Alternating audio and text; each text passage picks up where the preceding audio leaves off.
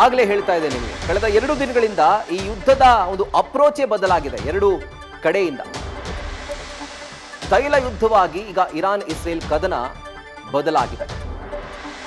Iran ತೈಲ ಘಟಕಗಳ ಮೇಲೆ ಇಸ್ರೇಲ್ US ದಾಳಿಯನ್ನ ಮಾಡ್ತಿದ್ರೆ, ಮಗದೊಂದು ಕಡೆಯಲ್ಲಿ ಗಲ್ಫ್ ರಾಷ್ಟ್ರಗಳಲ್ಲಿರುವಂತಹ ತೈಲ ಘಟಕಗಳ ಮೇಲೆ ಇರಾನ್ ದಾಳಿಯನ್ನ ಮಾಡ್ತಾ ಇರುವಂಥದ್ದು. ಸೊ ಆಯಿಲ್ ವಾರ್ ಆಗಿ ಬದಲಾಗಿದೆ ಈ ಒಂದು ಕಾಳಗ. ಒಂದು ಕಡೆ US ಹಾಗೂ ಇಸ್ರೇಲ್ ಇರಾನ್ನ ತೈಲ ಘಟಕಗಳನ್ನೇ ಗುರಿಯಾಗಿಸಿ ದಾಳಿ ಮಾಡಿರುವಂಥ ವಿಜುವಲ್ಸ್ ಅನ್ನ ಗಮನಿಸ್ತಾ ಇದ್ದೀರಿ. ಯಾವುದೋ ಕಟ್ಟಡಕ್ಕೆ ಮಿಸೈಲ್ ಬಿದ್ದು ಹೊತ್ಕೊಂಡಿರುವಂತಹ ಬೆಂಕಿಯಲ್ಲ, ಸೀದಾ ತೈಲ ಘಟಕಗಳನ್ನೇ ಗುರಿಯಾಗಿಸಿ 2 ಕಡೆಯ ರಾಷ್ಟ್ರಗಳು ದಾಳಿಯನ್ನ ಮಾಡ್ತಾ ಇದೆ.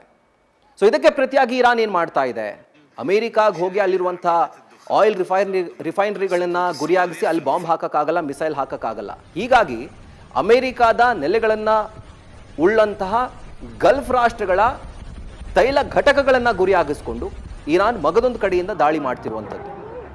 ಆ ದಾಳಿಯ ಪರಿಣಾಮವನ್ನು ನೀವು ನಿಮ್ಮ ಸ್ಕ್ರೀನ್ನಲ್ಲಿ ನೋಡ್ತಾ ಇದ್ದೀರಿ. ಸೌದಿ ಅರೇಬಿಯಾ ರಾಸ್ ಲಫಾನ್ ಅನ್ನುವಂಥ ಅತಿ ದೊಡ್ಡ ತೈಲ ಘಟಕ, ಇರಾನ್ನ ದೊಡ್ಡ ತೈಲ ಘಟಕ, ಅದು ಕೂಡ ಹಾನಿಗೊಳಗಾಗಿದೆ.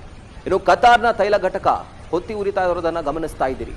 ಸೊ ತೈಲ ಸ್ಟಾಕ್ ಇದ್ದಂಥ ಸಂದರ್ಭದಲ್ಲೇನೆ ಬೆಲೆ ಏರಿಕೆ ಬಿಸಿ ತಟ್ಟಿತ್ತು.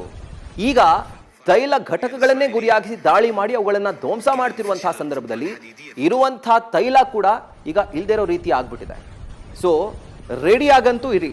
ಏನಂತಂದ್ರೆ ಇನ್ನೊಂದು ವಾರಕ್ಕೋ 2 ವಾರಕ್ಕೋ ಈ ಸಮಸ್ಯೆ ಬಗೆಹರಿಯುತ್ತೆ, ಪೆಟ್ರೋಲ್ ಈಸಿಯಾಗಿ ಸಿಗುತ್ತೆ, ಗ್ಯಾಸ್ ಈಸಿಯಾಗಿ ಸಿಗುತ್ತೆ, CNG ಈಸಿಯಾಗಿ ಸಿಗುತ್ತೆ ಅಂತ ಅಂದ್ಕೊಂಡಿದ್ರೆ ಅದು ಖಂಡಿತವಾಗ್ಲೂ ತಪ್ಪು. ಈ ಯುದ್ಧ ನಿಲ್ಲೋ ಯಾವ ಲಕ್ಷಣ ಕೂಡ ಕಾಣ್ತಾ ಇಲ್ಲ. ಇನ್ಫ್ಯಾಕ್ಟ್ ಇದು ಬೇರೆ ಬೇರೆ ಹಂತಕ್ಕೆ ಹೋಗ್ತಾ ಇದೆ. ಪ್ರತಿದಿನ ಅಪ್ಗ್ರೇಡ್ ಆಗ್ತಾ ಇದೆ ಈ ವಾರ್ ಭೀಕರವಾಗಿ.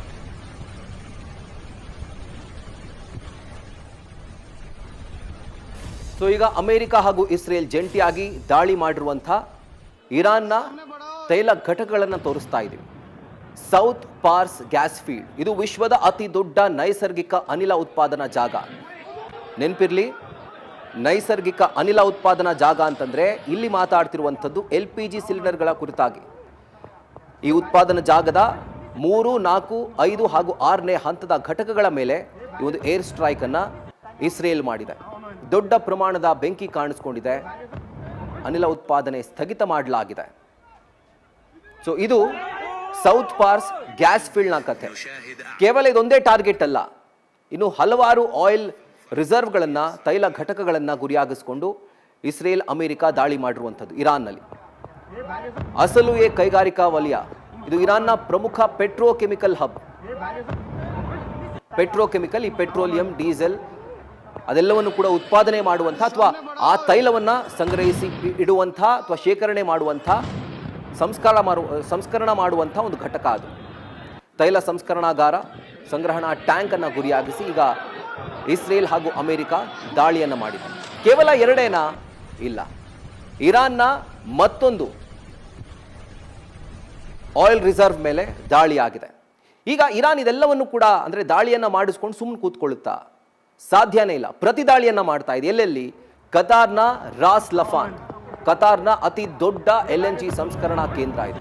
ಇದರ ಮೇಲೆ ಮಿಸೈಲ್ ಮಳೆಯನ್ನ ಸುರಿಸಿದೆ. ಇದರಿಂದ ಜಾಗತಿಕ ಅನಿಲ ಪೂರೈಕೆಯಲ್ಲಿ ಒಂದು ದೊಡ್ಡ ಮಟ್ಟದ ವ್ಯತ್ಯಯ ಉಂಟಾಗುತ್ತೆ, ಆಗೇ ಆಗುತ್ತೆ. ಕಾರಣ ಏನು ಅಂತಂದ್ರೆ ಅನಿಲ ಪೂರೈಕೆಯಲ್ಲಿ ಕತಾರ್ನ ಅತಿ ದೊಡ್ಡ ರಾಸ್ ಲಫಾನ್ ಘಟಕದ ಮೇಲೆ ದಾಳಿ ಆಗಿರೋದ್ರಿಂದ ಆಬ್ವಿಯಸ್ಲಿ ಒಂದು ಸಪ್ಲೈ ಹೊಡ್ತಾ ತಿನ್ನುತ್ತೆ, ಇರುವಂತಹ ಸ್ಟಾಕ್ ಹೈಕ್ ಆಗುತ್ತೆ, ಅಂದರೆ ಜಾಸ್ತಿ ಆಗುತ್ತೆ ಅದರ ಬೆಲೆ. ಅದರ ಬೆಲೆಯನ್ನು ತೆತ್ತೋದು ಯಾರು? ಬೇರೆ ಬೇರೆ ರಾಷ್ಟ್ರದ ನಾಗರಿಕರು, ನಾವು ನೀವು. ಸೊ ಕೇವಲ ಕತಾರ್ಗಷ್ಟೇ ಸೀಮಿತವಾಗಿಲ್ಲ ಇರಾನ್ನ ಪ್ರತಿದಾಳಿ, UAEಗೂ ಕೂಡ ತಲುಪಿದೆ, UAEಗೂ ಹಬ್ಬಿದೆ.